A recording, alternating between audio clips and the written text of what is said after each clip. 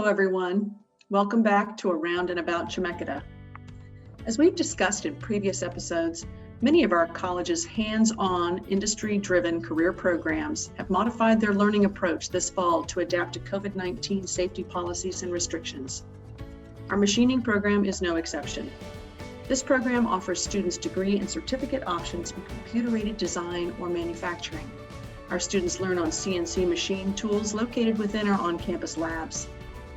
In addition to requiring students in our face-to-face classes to wear masks and reducing the number of students in each classroom, the program limits machine use to one student at a time. We have marked, social distanced areas around each machine where students stand when they are operating or observing. Students are also instructed to abide by proper hand washing and cleaning protocols. As machining is a collaborative profession, our faculty and students strive to create a team environment from a distance. For some instructors, that means providing students with extra time to complete lab assignments to accommodate for changes. Additionally, some students have taken it upon themselves to create study groups through social media platforms.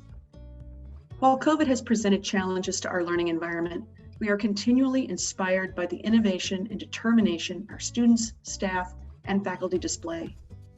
Thank you for joining me today, and we'll see you next time on Around and About Chemeketa.